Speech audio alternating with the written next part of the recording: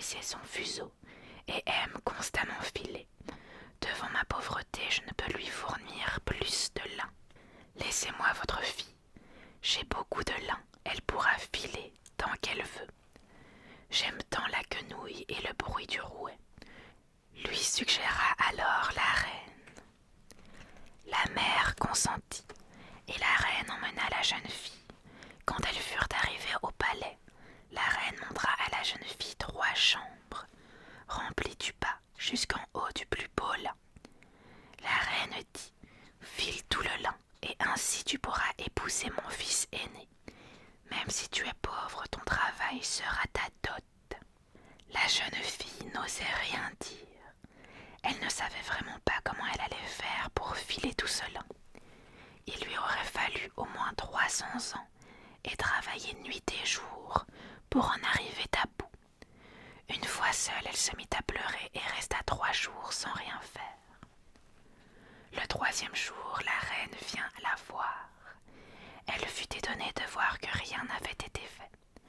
Mais la jeune fille expliqua qu'elle avait du chagrin d'avoir quitté sa mère. La reine accepta ses excuses mais dit en partant « Bien, mais il va falloir songer à s'y mettre dès demain. » La jeune fille ne savait vraiment pas quoi faire, troublée. Elle alla devant la fenêtre et vit venir 3 femmes. Elles avaient toutes les 3 des particularités.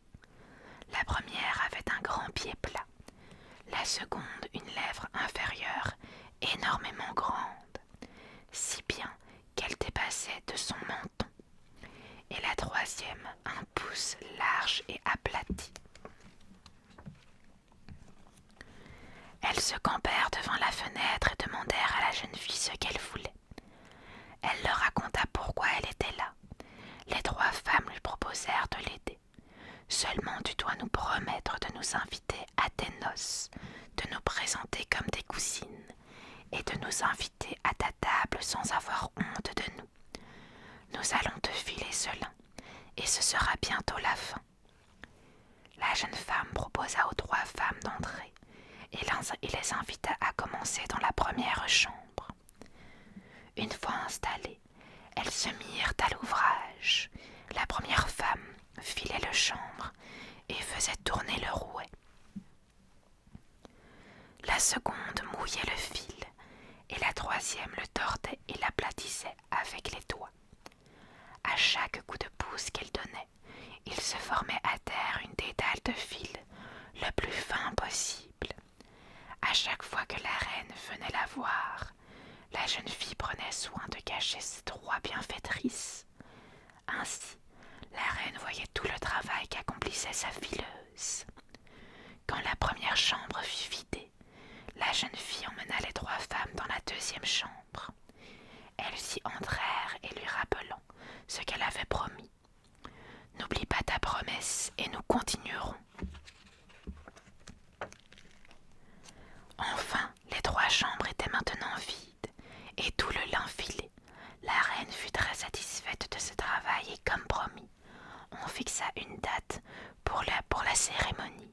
Quant au prince, il était très heureux d'avoir une femme si habile et travailleuse. Il en était même follement amoureux. La future épouse souhaitait inviter ses protectrices.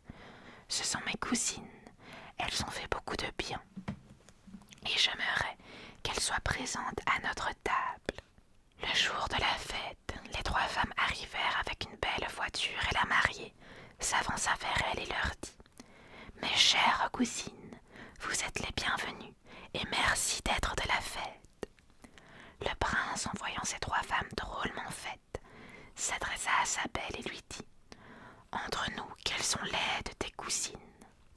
Puis il s'adressa à la première qui avait le pied plat et lui dit « D'où vient ce large pied ?»« C'est en tournant le rouet, c'est en tournant le rouet. » À la seconde, il demanda « D'où vient cette lèvre pendante ?» D'avoir mouillé le fil, d'avoir mouillé le fil. Enfin à la troisième, d'où vient ce large pouce? D'avoir tordu le fil, d'avoir tordu le fil. Le prince imagina imaginant sa femme se transformant en ces 3 femmes, eut très peur. Ainsi, il déclara que sa belle épouse ne devait plus toucher un rouet. La jeune femme, soulagée, fut enfin délivrée de cette terrible occupation. Le diable et sa grand-mère. C'était au moment d'une guerre, un roi avait beaucoup de soldats, mais les récompensait bien mal. 3 d'entre eux décidèrent de s'enfuir. Le premier dit « Oui, mais si on nous rattrape, on sera pendu. Comment allons-nous faire? Regardez ce grand champ de blé. En nous y cachant, personne ne nous retrouvera.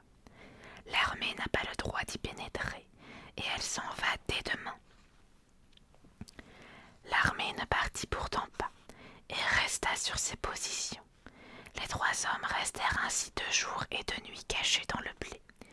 Ils mourraient de faim d'attendre ainsi. À quoi cela nous sert de déserter, si c'est pour mourir dans ce champ?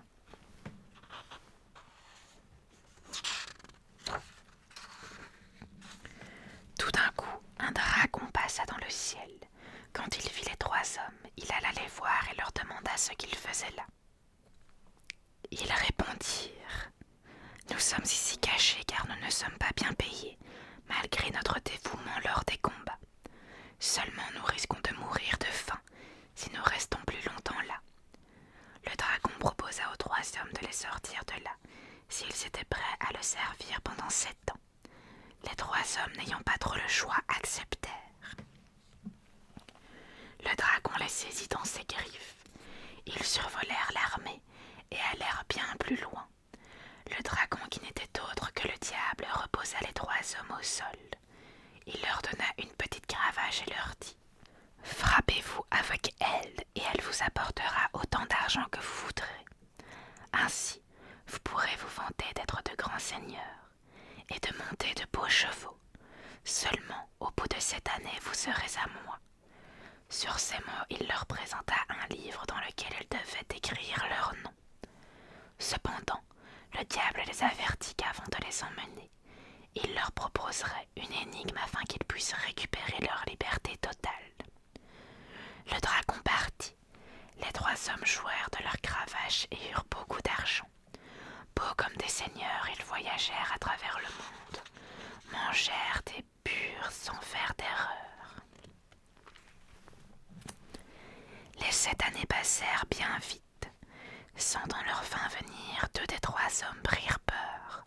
Le cœur serré, ils s'écoutaient le 3e plus confus en leur dire « Ne vous inquiétez pas, je résoudrai l'énigme. » Installés dans les champs, ils attendirent. Les 2 premiers faisaient triste mine. Une vieille femme passa et les vit. Arrivée plus près d'eux, elle leur demanda pourquoi ils étaient si tristes. « Qu'est-ce que cela peut vous faire ? Continuez votre chemin. Dites-moi, et peut-être pourrais-je vous apporter quelque chose. » Ils racontèrent alors qu'ils avaient été le serviteur du diable pendant 7 ans, qu'ils en avaient bien profité, comblés par la richesse, en échange de leur signature. Ainsi, il lui appartiendrait complètement s'ils ne résolvaient pas une énigme. La vieille leur dit alors que l'un d'eux devait se rendre dans la forêt lorsqu'il serait rendu à une falaise écroulée ressemblant à une maison. Il lui faudrait entrer et il trouverait la solution. Les 2 soldats tristes n'y croyaient pas du tout. Le 3e pourtant se dit qu'il n'avait rien à perdre et tout joyeux se rendit à la falaise. Dans la maison se tenait une vieille femme droite et rigide, comme la pierre. C'était la grand-mère du diable. Elle lui demanda pourquoi il était là et ce qu'il voulait. Il lui raconta tout et la vieille trouva ce garçon bien sympathique. Elle promit de l'aider. Elle lui dit alors de se cacher dans une cave dont elle avait ouvert l'entrée en soulevant une pierre. Surtout, reste calme, tu pourras tout entendre et quand le dragon viendra, je lui demanderai quelle est l'énigme. Il me dit tout. Minuit tout juste passé, le dragon vint et réclama son repas. La grand-mère, pour le contenter, lui apporta les meilleurs mets et autant à boire.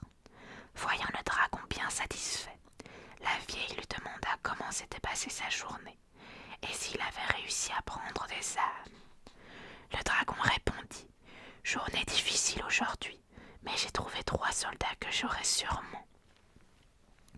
3 soldats, mais ils peuvent encore t'échapper. Non, j'en suis sûre. Jamais ils ne résoudront l'énigme que je vais leur soumettre. Ah oui, et quelle est cette énigme? Eh bien, dans la grande mer du Nord, il y a un chat marin mort. Ce sera le rôti que je leur offrirai. Une côte de baleine leur servira de cuillère, et un vieux sabot de cheval creusé leur tiendra lieu de verre à vin. Le dragon partit. La vieille femme souleva la pierre, libérant le jeune soldat. Elle s'assura qu'il avait tout entendu. Il répondit « Oui, je m'en sortirai ». Il rejoignit ses 2 compagnons et leur raconta comment la vieille avait piégé le diable et comment il avait la solution à l'énigme. Heureux d'apprendre cette nouvelle, les 3 hommes jouèrent de leurs cravaches et firent autant d'argent qu'ils pouvaient. Les années étaient maintenant bien écoulées. Le diable, le livre sous le bras, se présenta aux 3 hommes et leur dit « Je vais vous emmener en enfer. Un repas vous sera servi. Si vous devinez la nature du rôti, vous serez libre. » Le premier soldat répondit « Dans la grande mer du Nord, il y a un chat marin mort. Ce sera notre rôti. » Le diable demanda ce que leur servirait de cuillère.